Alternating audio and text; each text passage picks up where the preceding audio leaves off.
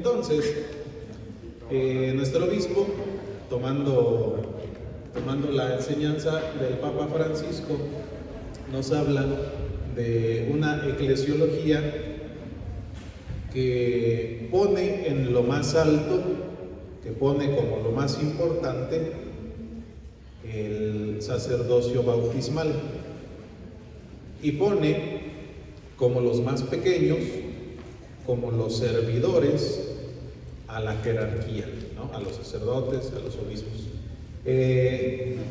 Esto es así porque, ¿se acordaron ustedes? Creo que lo hablamos en su momento en las clases de eclesiología. Pues llegó un momento en el que efectivamente la jerarquía de la iglesia se entendía de una manera como muy principesca, ¿no? Básicamente eran eso, eran príncipes de la iglesia, sobre todo los obispos. Y bueno, pues con los peligros y los excesos que eso supuso en su momento. Bueno, teniendo esa experiencia como base, es que desde el Concilio Vaticano II se ha propuesto que se tenga una visión distinta de la Iglesia y de sus miembros, ¿no? Una visión que ya no implique eso, que no implique que unos están encima de otros, que unos valen más que otros, sino más bien una visión, como lo que ya hemos dicho, en la que cada quien tiene sus dones, sus carismas, sus habilidades y su tarea, ¿no? Y entonces pone todo eso al servicio del pueblo de Dios. Más o menos en ese sentido es que se nos propone esta idea de la pirámide invertida. La base de la iglesia, o lo más importante, es el sacerdocio bautismal.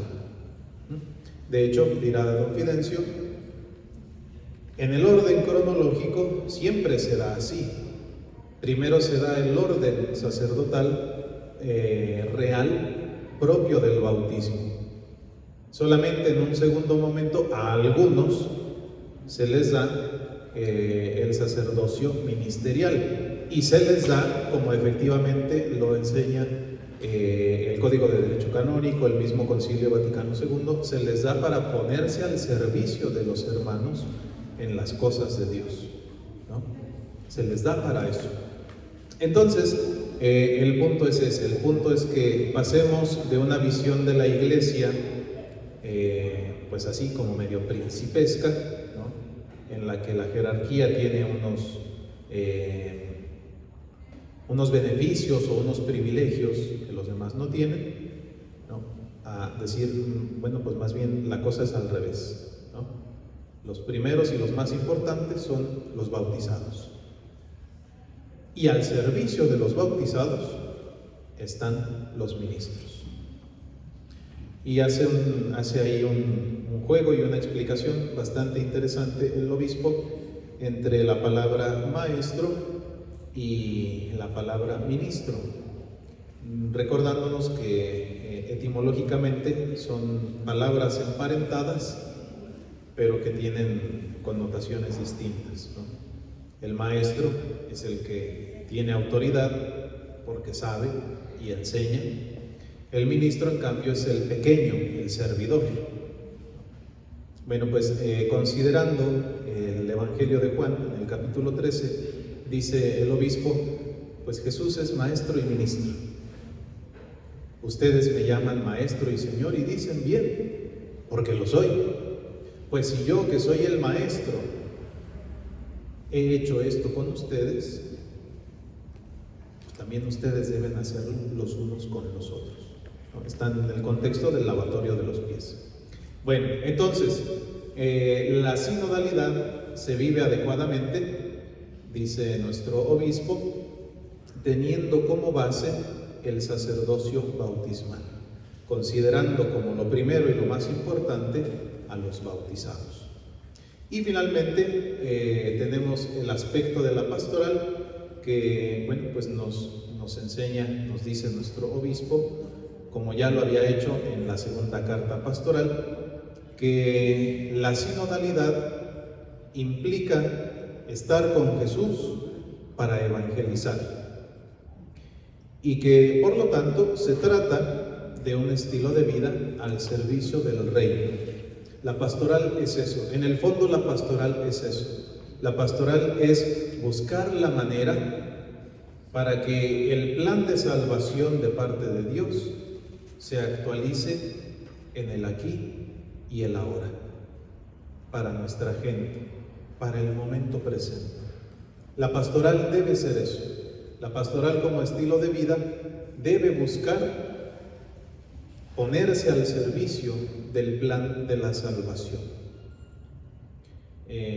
Vale la pena entonces pues darnos cuenta de eso, ¿no? De lo que ya hemos dicho hace un rato. No se trata hacer por hacer, no, se trata hacer sabiendo que con eso que estoy haciendo estoy contribuyendo a la salvación de mis hermanos. Hay que hacer ese cambio de mentalidad. La pastoral no es hacer por hacer. La pastoral es hacer sabiendo que con lo que yo puedo aportar, estoy aportando a la salvación de mis hermanos. No es solamente una cuestión de hacer un bien cualquiera, ¿no? Sino de hacer el mayor de los bienes, que es procurarle la salvación al hermano. Bueno, entonces estos, dice el obispo, son como los 4 pilares o los fundamentos para entender la sinodalidad: el antropológico, el cristológico, el eclesiológico y el pastoral. Bueno, ya hemos explicado esto, que es el cambio del paradigma estructural.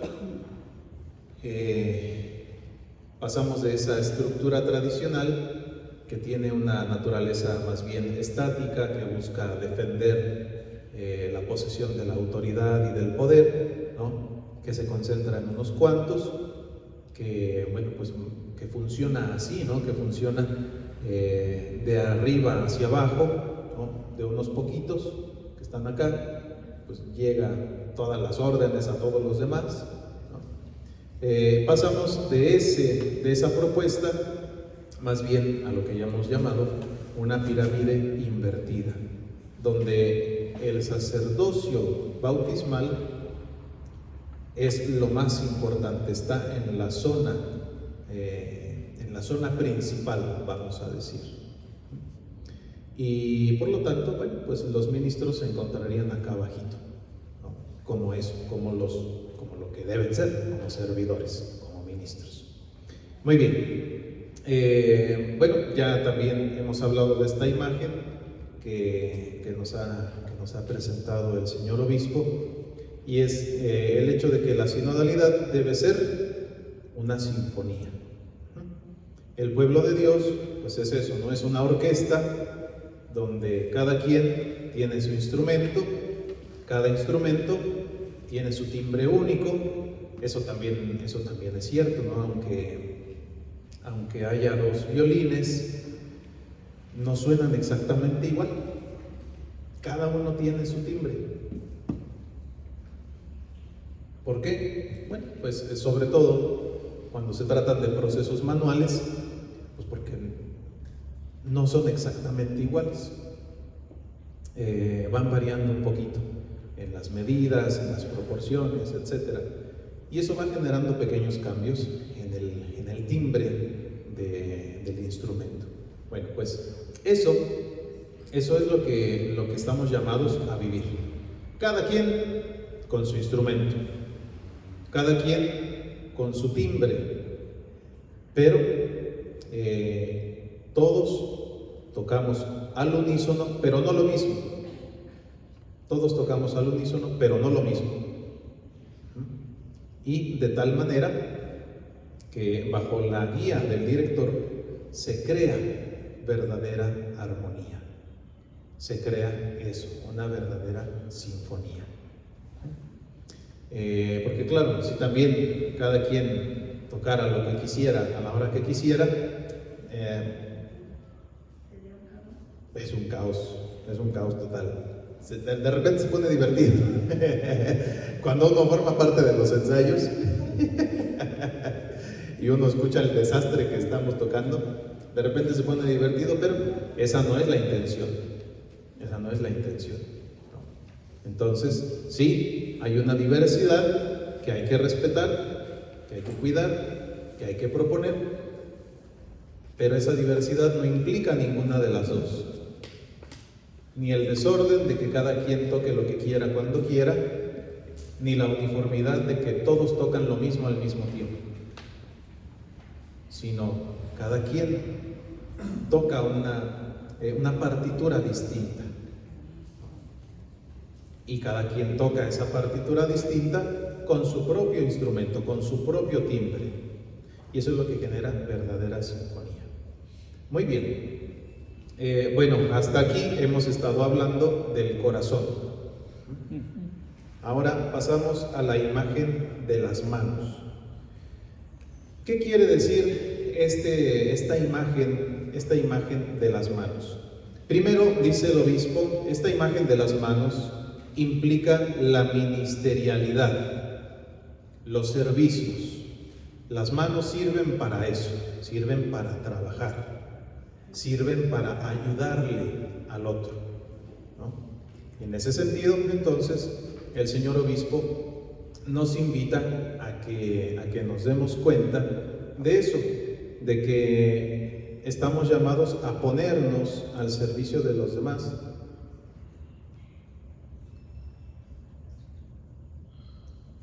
Se me andaba bajando el azúcar, pero ya. Ay, no borré esta notificación. Pero ya pasó. Aquí salió una notificación que ya no valía, pero de todos modos salió y dije, ¿por qué salió? Que no lo cancelamos. Ya pasó. Bueno, el asunto. El ministerio, los distintos servicios, ¿cómo se realizan?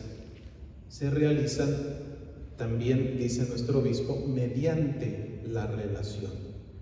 Ponerme al servicio del otro también implica eso, también implica establecer una relación. También implica exponerme al otro y que el otro se exponga a mí. En ese sentido, esta imagen de las manos nos invita a que nos convirtamos en cuanto a nuestras relaciones. ¿Qué quiere decir eso de la conversión relacional o convertir nuestras relaciones? Que los vínculos que establecemos con el otro... no era figurado lo del azúcar. Pero muchas gracias. Era un dicho lo del azúcar, no nos espanten, estoy bien. Es que había organizado una cena con los seminaristas que ya terminaron, pero me hablaron para decirme que siempre no, porque cada año se les celebra el día del seminarista, pero siempre se hace sorpresa. Ellos no saben qué día es. Entonces pues ya en la mañana me dijeron, oiga padre, no vamos a poder porque pues, es el día del seminarista. Está bien, diviértanse. Y ya lo tenía yo acá anotadito. Entonces ahorita que salió me espanté porque dije, chino, compré las pizzas. Pero no, ya me acordé que no van a venir. Ustedes tranquilos, estamos bien. Bueno, no, todo bien. Todos estamos bien. No, pues esa fue la cosa que ni siquiera las pedí. Por eso me espanté, porque dije, chin, ¿y ahora a qué horas van a llegar? Bueno, ponerme al servicio del otro, ejercer eso, vivir un ministerio, un servicio, implica cuidar nuestro vínculo con el otro. Me relaciono con el otro no solamente como una estrategia de organización. Me relaciono con el otro no solamente porque me conviene. No. Me relaciono con el otro, como ya hemos dicho antes, en este aspecto del misterio de la comunión, me relaciono con el otro porque hemos sido creados para eso. Porque hemos sido creados para la comunión. Entonces, el servidor, al ejercer su servicio, No lo hace solamente pensando si le conviene o no, si le ayuda a realizar su tarea o no. Lo hace en primer lugar siendo consciente de que el otro es su hermano, porque también es hijo de Dios. Entonces se trata de eso, se trata de convertir nuestras relaciones, de que pasemos, como me decía un párroco hace algunos años, de que pasemos de relaciones funcionales a relaciones realmente fraternas. Este párroco, yo iba saliendo del seminario, en alguna ocasión me dijo: mira, chavales, en la parroquia la gente te va a hablar, la gente te va a buscar, la gente te va a querer, pero es funcional. O sea, es solamente mientras estás aquí, es solamente mientras les sirve hablarte. Cuando te cambien de parroquia, ni se van a acordar de ti. Entonces, tampoco te emociones tanto, ¿no? Tampoco te emociones tanto. Aprovechalo, disfrútalo, pero ten muy consciente eso, no ten muy claro eso. Que cuando te cambien de parroquia, la gente de esta parroquia no se va a acordar de ti. Es una relación funcional. Bueno, gracias a Dios he comprobado que no es así. No en todos los casos, no en todos los casos. Y es cambiar eso, ¿no? Pasar de una relación funcional de le hablo porque le tengo que hablar, le hablo porque es de la misma pastoral, le hablo porque es del mismo equipo, a pasar a relaciones verdaderamente fraternas. Procuro establecer vínculos realmente de hermandad, de fraternidad. El otro es hijo del mismo Dios del que yo también soy hijo. Entonces hay que cambiar la forma de relacionarnos. No nada más le hablo al otro pues por eso, ¿no? Porque me toca organizar X actividad junto con él. A lo mejor ese es el comienzo, pero de ahí hay que aprovechar para ir estableciendo relaciones verdaderamente fraternas.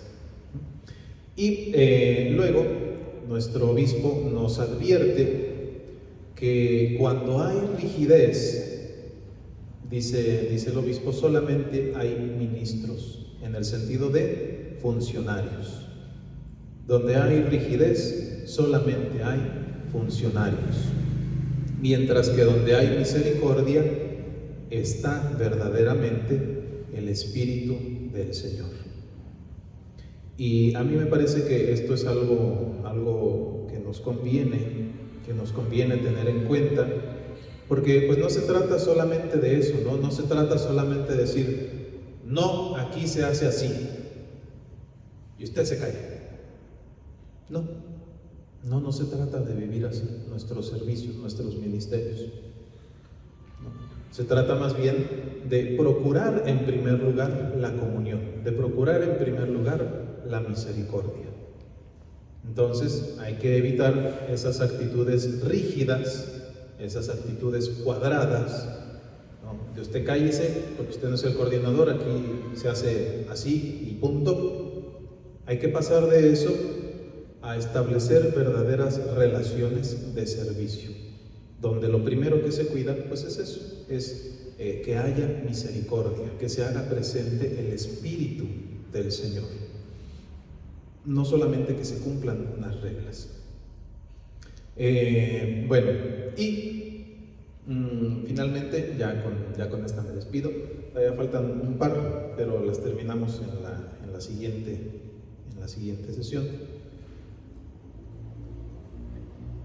El obispo, una vez más, nos invita a considerar que la acción sinodal tiene estas tres dimensiones: la dimensión profética, litúrgica y la dimensión social. ¿De qué se trata?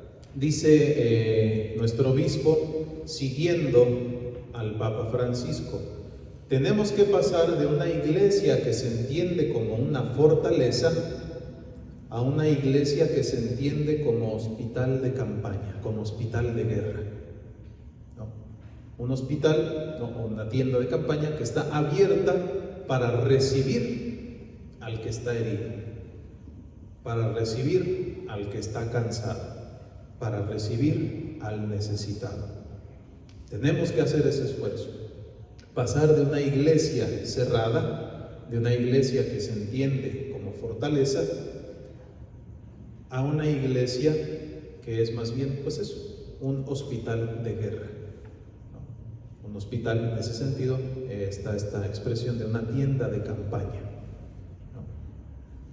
Una tienda que está abierta para eso, para recibir al que viene necesitado, al que viene herido.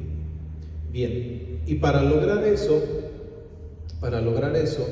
desde la dimensión profética que nos propone este tema ya tan recurrente y tan conocido para nosotros, que es el de la salida misionera, para que logremos eso, aquí el obispo nos invita a recordar lo que los padres de la antigüedad llamaban el misterio de la luna. Decían los antiguos padres que la iglesia es como la luna. ¿La luna ilumina? Sí, ilumina. ¿La luna emite su propia luz? No. Refleja la luz del sol. Eso lo debe de tener bien entendido la iglesia. La iglesia ilumina, sí, pero como la luna. No emite su propia luz, refleja la luz de Cristo.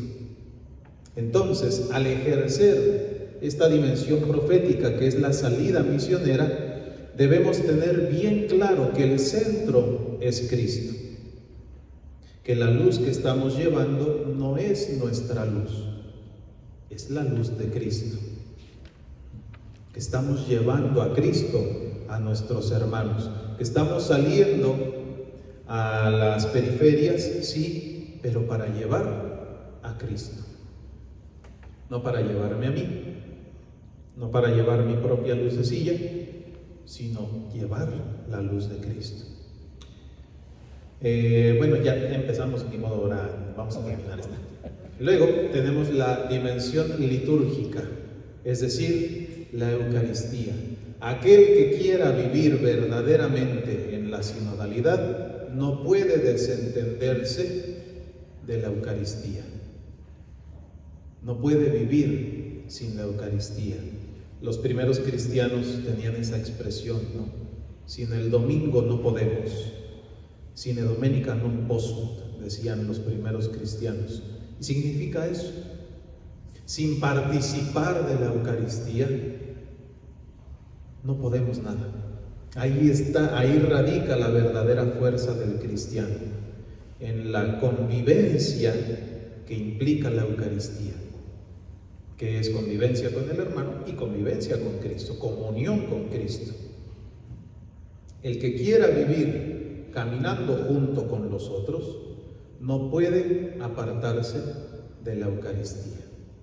Y una vez más, lo vemos muy clarito en el relato de Emaús, del encuentro con el resucitado, que lo reconocen cuando parte el pan, del encuentro con el resucitado que sucede en la fracción del pan, es que los discípulos de Emaús reciben la fuerza necesaria para regresarse a Jerusalén a decirles: verdaderamente ha resucitado el Señor, ¿no?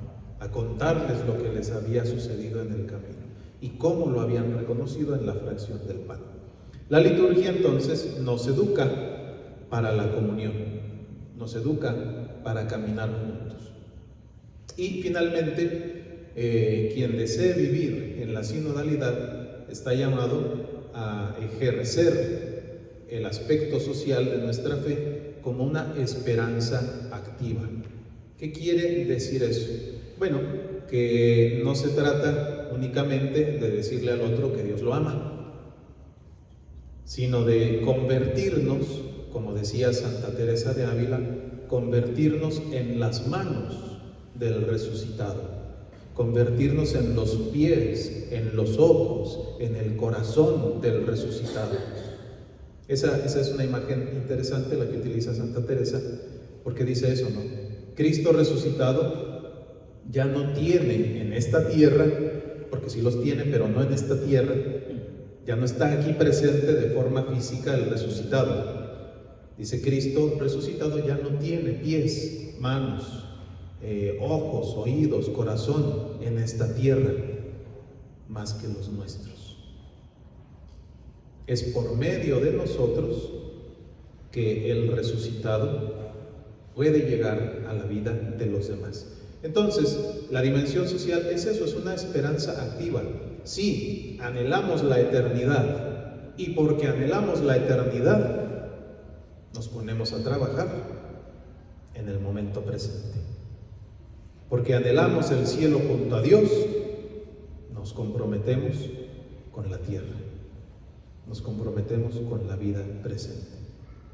Y de eso se trata la dimensión social de la iglesia. Se trata de reconocer a Cristo en los excluidos, se trata de ser buenos samaritanos que se comprometen con el momento presente, que no están solamente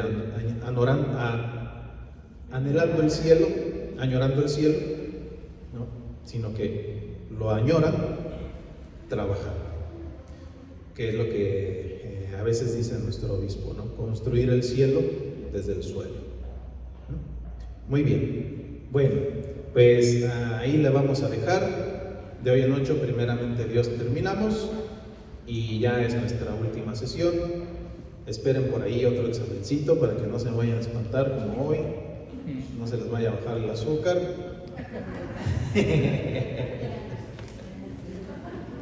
Y nos vemos la próxima semana, primeramente Dios. Pónganse de pie para darles la bendición. Que el Señor esté con ustedes. La bendición de Dios Todopoderoso, Padre, Hijo y Espíritu Santo, descienda sobre ustedes y permanezca siempre. Amén. Gracias por su atención. Buen regreso a sus hogares. Gracias.